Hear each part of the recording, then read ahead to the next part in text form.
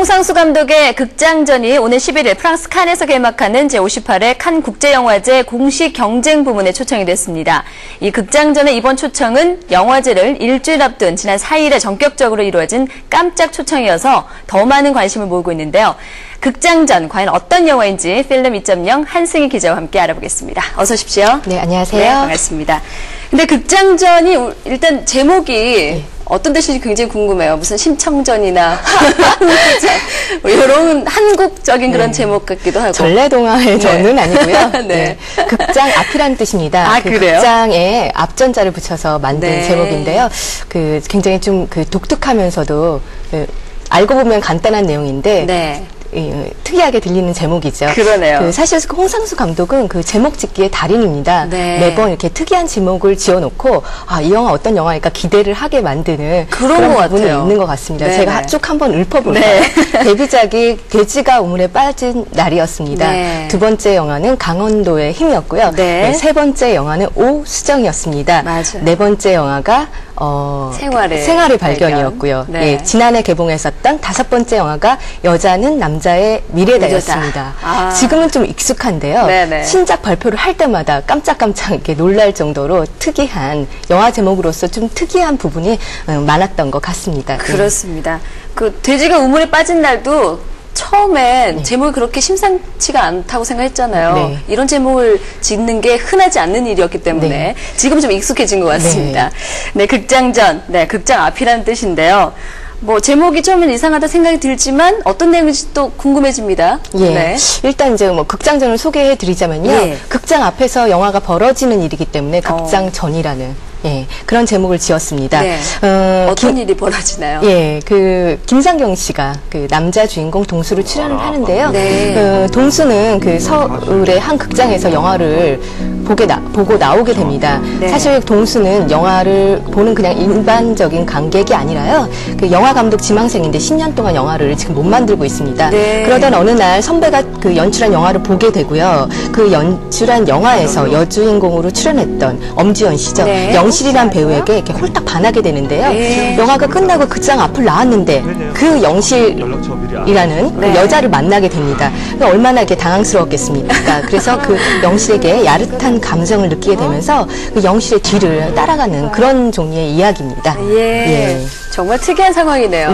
너무나 보고 싶었던 배우를 바로 극장 앞에서 보게 되는. 상황이 재미난데. 근데 우리가 영화를 볼 때 그 영화 속 세계에 한 2시간 정도 빠져 있게 되지 않습니까? 그래서 계속 보고 있는 사람이 그 영화 속 주인공인데 영화를 보고 난 다음에 밖에 나는데 그냥 같은 사람이 있고 그것이 그 영화가 무슨 SF 영화라든지 그 판타지가 강한 영화라면 의상이나 여러 가지 면에서 달라진 모습이 있기 때문에 그렇게 혼동스럽지는 않을 것 같아요. 그런데 일상적인 영화인 경우에는 그렇게 푹 빠져 있던 그리고 영화를 보면서 굉장히 좀 말하자면 배우에게 반했던 감정이 있었는데 극장을 나오자마자 그 배우를 현실 속에서 만나게 된다면 굉장히 좀 당황스러울 것 같고 기쁘기도 할 것 같고 그런 그 감정이 있을 텐데 홍상수 감독의 극장전은 그 영화와 현실의 경계에서 있는 그 잠깐의 방황이 어떻게 하루 동안 벌어지는가 그런 면을 포착을 해서 그린 영화라고 할 수 있습니다. 참 재밌는데요. 그러면 극장전도 실제 극장에서 배경이 이루어진 영화 촬영이 이루어진 거겠네요. 그렇죠. 홍상수 감독은 세트 촬영을 하지 않습니다. 그래서 실제 그 극장을 섭외를 했는데요. 아까 보셨던 화면에서 그 시네코아라는 극장 그 간판 잠깐 나왔습니다. 서울 종로에 시네코아 극장이라고 있습니다. 아마 많이 아실 텐데요. 이 극장에서 실제 촬영을 했고요. 그리고 시사회도 시네코아 극장에서만 한다고 합니다. 그렇군요. 홍상수 감독이 그럼 왜 시네코아 극장을 극장전에 그 대표 극장으로 섭외를 했을까? 좀 그 아직까지는 밝혀지지 않은 부분도 있지만 추측을 해보면 옛날서부터 그 서울 종로 지역은 영화 1번지라고 했죠. 지금은 강남에서 멀티플렉스에서 많이 보시기도 하는데요. 그런 의미가 있고요. 두 번째로는 시네코아 시네코아 극장에서 그 인사동이나 종로 유흥가 쪽으로 가는 어떤 길목들이 이어지고 있습니다. 그래서 주인공의 어떤 동선들을 다양하게 연출하기 위해서 시네코아 극장이 적당하지 않나 이렇게 그 추측을 해보고 있습니다. 네, 그렇죠. 영화를 만드는 어떤 필요한 그런 공간을 최대한 생각을 해서 배경을 삼았겠죠. 예. 이번에 주인공이 김상경 씨예요. 엄지원 씨. 김상경 씨 같은 경우는 이번이 홍상수 감독과 두 번째 만남이잖아요. 네, 그렇습니다. 특별한 인연이 있는 것 같은데 또 어떻게 캐스팅이 됐습니까? 예, 김상경 씨가 그 생활의 발견에서 출연을 했었죠. 맞아요. 사실 홍상수 감독은 6편의 영화를 찍는 동안 단 한 번도 함께 영화를 찍었던 배우를 다른 영화에 또 다시 기용하는 법이 없었습니다. 그런데 김상경 씨만은 지금 예외가 되고 있는데요. 일단 화면 보고 좀 그렇게 믿으실지 않으실지 모르겠지만 김상경 씨와 홍상수 감독은 얼굴이 좀 비슷합니다. 외모가 주변에서 비슷하다는 말을 많이 했고요. 그다음에 이렇게 생각하는 거나 말투나 이런 면에서 서로 통하는 부분이 많은 것 같습니다. 그 6번째 영화 극장전은 영화 감독이 주인공인 영화지 않습니까? 그렇죠. 그래서 홍상수 감독이 자기 어떤 분신으로서 김상경 씨가 외모서부터 여러 가지 면에서 비슷하기 때문에 우선적으로 좀 고려를 했을 것 같고요. 지금 이제 그 생활의 발견 마지막 장면, 그 영어 대사 Can you speak English 하고 나오는 그 장면인데 그만큼 이제 김상경 씨가 홍상수 감독의 영화 세계를 잘 이해해주고 그 생활의 발견 같은 경우는 결과도 굉장히 좋았습니다. 배우나 감독에게. 그래서 다시 한번 출연 제의를 했고 김상경 씨도 너무 기쁘게 그 흔쾌히 출연에 응했다고 그렇게 전해들었습니다. 보통 이거 감독이 선호하는 배우들이 있잖아요. 작업을 또 하고 싶어하는 그런 배우들이 있는데 또 이렇게 홍상수 감독은 김상경 씨가 잘 맞는 것 같습니다. 그래서 이번에도 또 기대해 볼만한데 정말 반가운 소식이에요. 칸 영화제 공식 경쟁 부문에 출품이 됐습니다. 근데 굉장히 갑작스럽게 이루어진 일이에요. 어떻게 된 일입니까? 영화는 이제 그 19일 날 칸에서 이제 공식적으로 상영이 되고요. 김상경 씨와 엄지원 씨, 이기우 씨 등 주연 배우 그리고 홍상수 감독 한 17일 정도에 이제 그 출국을 할 예정입니다. 그런데 이렇게 빠르게 이렇게 결정이 된 이유가 무엇일까 좀 궁금한데요. 그 극장전이라는 영화는 한국의 전원사라는 영화사와 프랑스의 NK2라는 영화사가 함께 만든 한 프랑스 합작 영화입니다. 전원사, 전파사 같지 않습니까?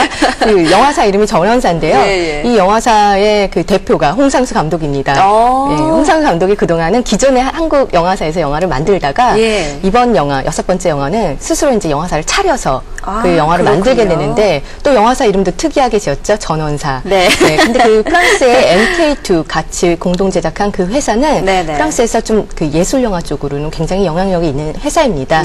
홍상수 감독의 그 영화들을 배급을 하거나 공동 제작, 여자는 남자의 미래다 같은 경우 공동 제작을 했었고요.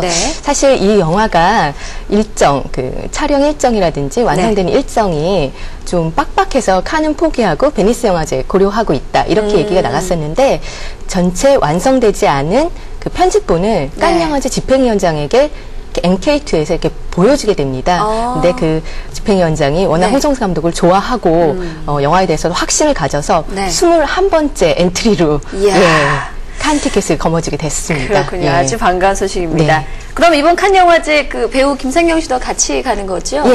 말씀드린 것처럼 17일 날 배우들 다 같이 가게 되는데 김상경 씨 이제 처음이죠. 굉장히 좋아할 것 같습니다. 좋은 성과가 있었으면 좋겠고요. 이 극장전 외에 또 우리 한국 영화 칸 영화제에 출품되는 영화가 많잖아요. 정리를 해서 좀 소개를 좀 해주시죠. 그 올해는 모두 8편의 영화가 칸 영화제 각 부문에 그 초청이 됐습니다. 한국 영화에 두 상수가 있습니다. 홍상수 감독이 경쟁 부문으로 가고요. 임상수 감독이라고 그때 그 사람들 만든 감독이 계시잖아요. 임상수 감독의 그때 그 사람들과 유승환 감독의 주먹이 온다가 감독 주간에 초청이 됐습니다. 그리고 김지훈 감독의 달콤한 인생, 그리고 김기덕 감독의 활, 이렇게 현재 활동하고 있는 유명 감독들의 영화가 그 칸에 초청을 받았고요.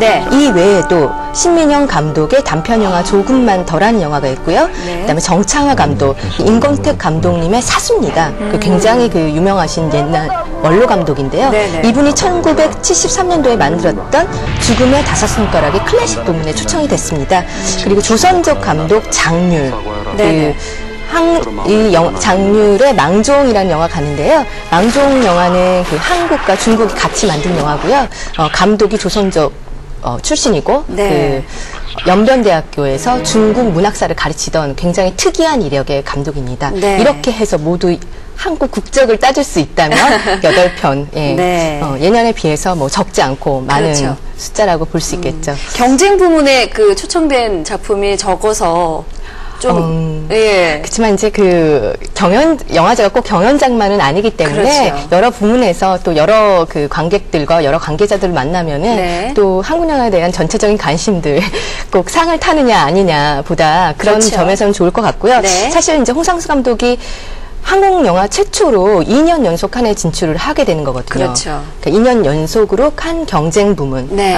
그래서 욕심은 있지만 네. 어떻게 될지 잘 모르겠고요. 우선 그 극장전 아직 개봉을 안 했기 때문에 네. 볼 수가 없는데요. 칸에 갔다 오고 난 후인 5월 27일 날 국내 개봉을 하게 됩니다. 네네. 예. 제가 극장 광고를 하는 것 같지만 시네코아 극장에서 이 영화를 보고 난 다음에 나오신다면 네. 그 영화가 노리는 어떤 효과 이런 거 체험이 좀 많이 되지 않을까 싶어서요. 네. 서울 지역에 계시는 분들은 시네코아에서 영화를 보는 걸 한번 고려해 주시기 바랍니다. 그렇습니다. 예. 칸에서도 좀 좋은 소식 있었으면 좋겠고요. 또 5월 27일 개봉합니다. 극장전 많은 사랑을 부탁드리겠습니다. 자, 오늘 58회 칸 국제영화제 가는 우리 한국 영화 알아봤습니다. 한승희 기자였습니다. 고맙습니다. 네, 감사합니다. 네.